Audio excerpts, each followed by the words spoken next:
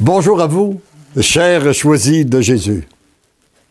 Aujourd'hui, en méditant le message numéro 9 du premier volume, nous allons prendre conscience que si nous voulons enflammer les autres de l'amour, il faut que nous devenions enflammés de l'amour de Dieu.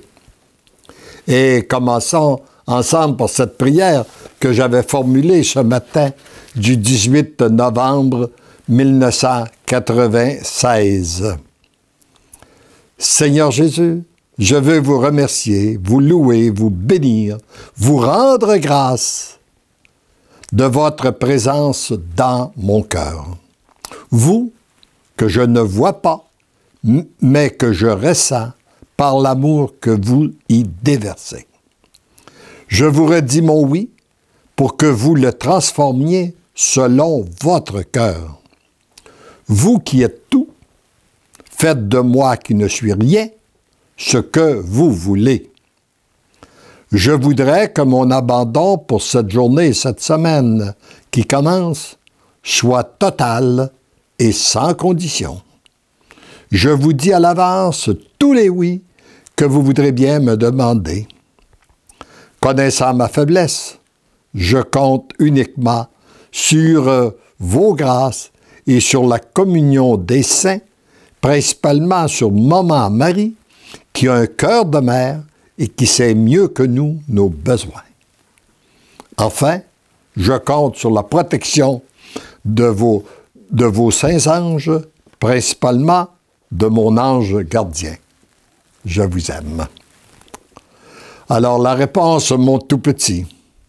Ma joie est grande d'accueillir ta prière. Je suis ton Dieu. Je t'aime depuis toujours. Tu n'as rien à craindre, car je suis toujours près de toi et je ne t'abandonne jamais.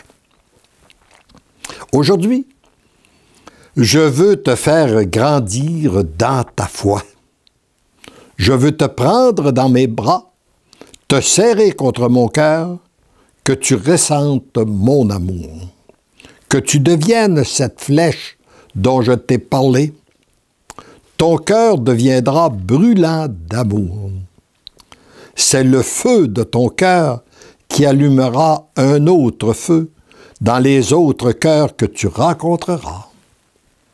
Prends le temps de te laisser aimer par moi, de bien accueillir mon amour, comme tu laisses au bois le temps de s'enflammer avant de goûter à sa chaleur. De même, tu dois toujours te laisser enflammer de mon amour avant de pouvoir le donner aux autres. Il faut que tu deviennes un avec moi, comme je suis un avec mon Père. Ça rejoint cette belle prière que Jésus a fait à son Père, qu'il soit un avec moi comme je suis un avec toi, Père. Et quelle grâce, quelle grandeur, lorsqu'on pense que Jésus est tellement associé, uni à son Père, que lorsqu'il parle, on ne sait pas si c'est lui ou si c'est le Père. Ils sont fondus l'un dans l'autre. Et c'est cet même esprit d'unité qu'il veut faire avec chacun de nous si on lui laisse le temps, justement, de nous transformer par son amour. Que tu sois comme je suis avec mon Père, pour que le feu s'allume dans les cœurs. Les cœurs sont mon seul et unique chemin pour transformer le monde. Nous aimerions voir le monde transformé souvent. Eh bien, Jésus, Dieu veut le faire. Le seul et unique chemin, il nous le donne, c'est les cœurs. Et nous avons, et ça doit commencer par nous, c'est-à-dire, et si nous lui donnons notre consentement, il va le transformer. Il y a longtemps que tu le comprends, mais à partir de maintenant, je te choisis pour faire partie de mon armée qui va à la conquête d'autres cœurs. Tu m'es utile dans la mesure où tu prends le temps de recevoir, de goûter, de te laisser transformer par mon amour. Toi, tu n'es pas le feu, tu n'es que le bois. Le bois ne peut réchauffer personne s'il n'est pas en contact avec le feu. De même, toi, tu ne peux convertir personne si ce n'est pas le feu d'amour que j'allume en toi.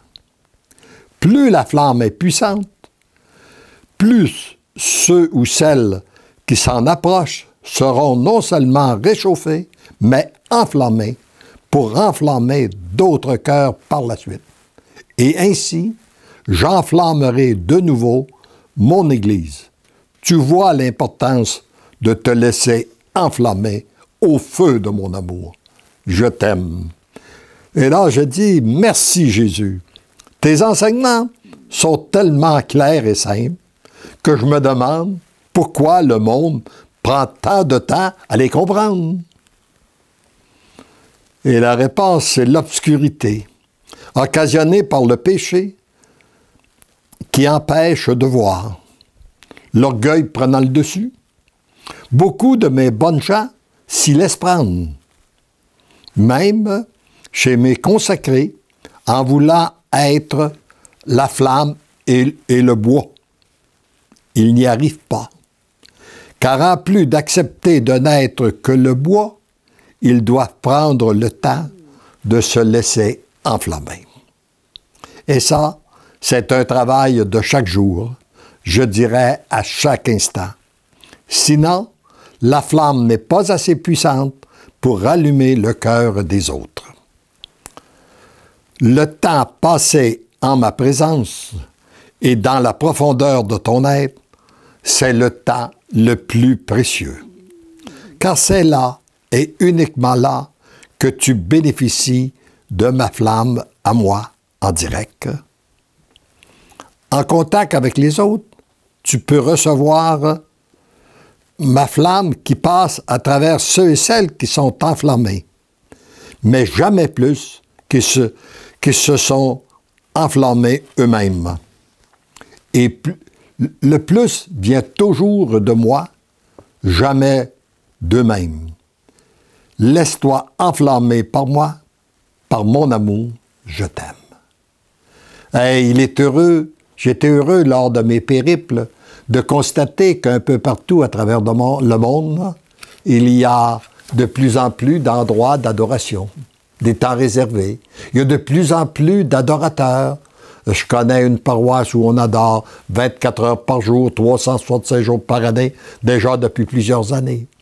Et c'est ce temps passé à travers lui, avec lui, c'est-à-dire, qui enflamme la personne de son amour, et après, son amour passe pour rejoindre les autres. Elle passe dans l'invisible, même dans la prière. Par la prière, elle va rejoindre une multitude de personnes, mais parfois, il nous permet d'en être témoins visiblement à travers les gens que nous rencontrons.